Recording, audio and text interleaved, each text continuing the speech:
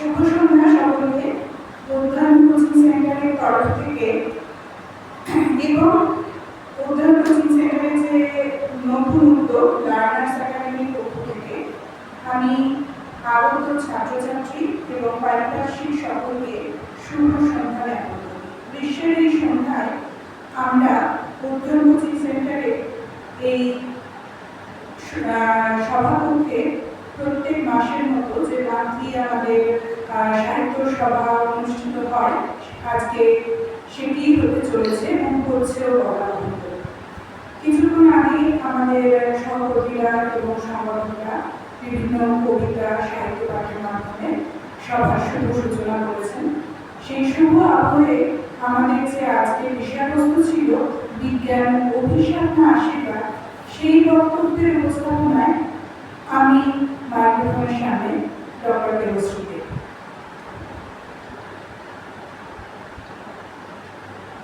আমাদের প্রথম আলোচনা এবং প্রধান আলোচনা ছিল বিজ্ঞান আশীর্বাদ না অভিশাপ।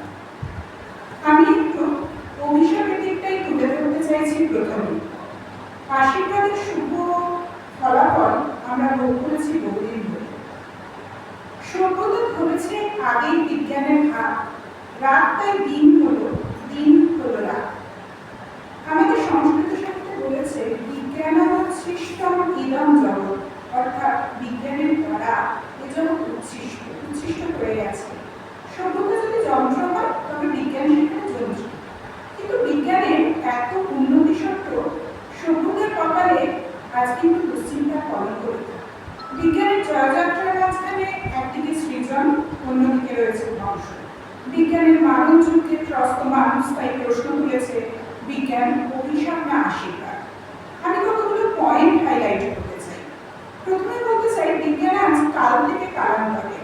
মানুষ যদি আগুন জ্বালাতে শিখল, প্রকৃত অর্থে সেদিনই কিন্তু সভ্যতার প্রদীপ জ্বলত। সভ্যতায় ক্রমবিকাশে দেখা দিল নব বৈজ্ঞানিক আবিষ্কার। বৈজ্ঞানিক প্রযুক্তিকে নিজের প্রয়োজনে কাজে লাগিয়ে নিজ উদ্দেশ্য সাধন করছে মানুষ। বিজ্ঞান এই অর্থে মূলত মানব কল্যাণমুখী। বিজ্ঞানের বলে বলিয়া মানুষ সমস্ত অজ্ঞাত কুসংস্কার ও জড়তা কাটিয়ে উঠেছে। জীবনে এসেছে তাদের অফুরন্ত কর্মশক্তি, অপর্যাপ্ত গতিছন্দ। তাই বিজ্ঞান আজ কুশল মনকে করেছে জলসিক্ত দুর্বল, পৃথিবীকে করেছে শস্য স্বাধীনী। নবীন জগৎ সন্ধানে আজ মানুষ চলেছে মেরুদণ্ডী চাকরি। কিন্তু বিজ্ঞানের সাথে মানুষ কোথায়?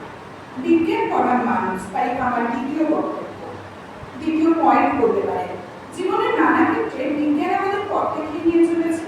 রবীন্দ্রনাথ ও মহাত্মা গান্ধী অতি যান্ত্রিকতার অশুভ পরিণাম সম্পর্কে অনেক আগেই আমাদের সতর্ক করেছিলেন। বিজ্ঞান মানুষকে দিয়েছে বেগ, কেড়ে নিয়েছে আবেগ। অতিরিক্ত বিজ্ঞান নির্ভরতা মানুষকে পঙ্গু করেছে। সে হয়ে উঠেছে আরামপ্রিয়, বিলাসী, কর্মবিমুখ। যন্ত্রসভ্যতার যান্ত্রিকতায় মানুষ তার মনুষ্যত্ব হারাতে বসেছে। আজকে মোবাইলের অপব্যবহার আপনাদের সকলের কাছেই অবহিত। বিজ্ঞানের অশুভ প্রয়োগ। এবার আমার তৃতীয় পয়েন্ট যেটি আমি বলতে চাই, বাঘ কিন্তু বাঘকে খায় না। কিন্তু বর্তমান যান্ত্রিক সভ্যতার পাশবিকতায় বিজ্ঞান নিয়ত মানুষের কল্যাণ করবে যে বিজ্ঞান রত, সেই বিজ্ঞানী মানুষকে কাজে লাগিয়েছে এই সুন্দর সৃষ্টিকে ধ্বংসের কাজে।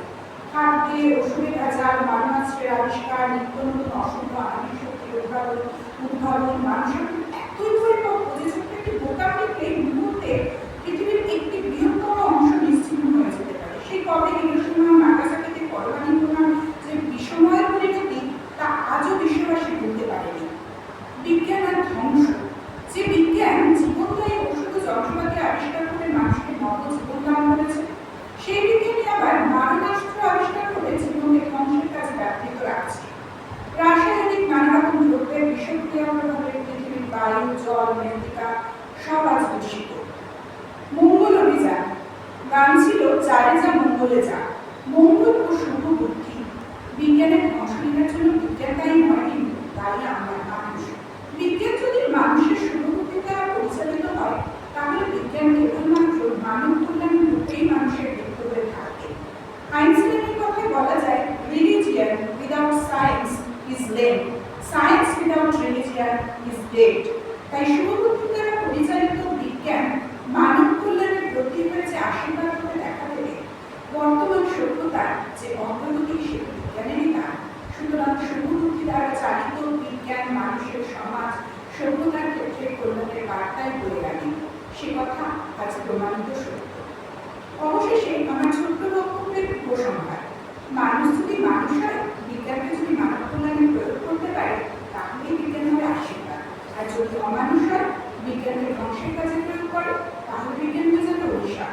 এই জন্য জনের কবি বিজ্ঞানের প্রয়োগ দুঃখ করে বলে গেছেন, বিজ্ঞান বলে দোষ কি আমার, কেন মিছিল কালী, প্রয়োগের গুণে সুন্দর মুখে তোমরা মাখাও কালী।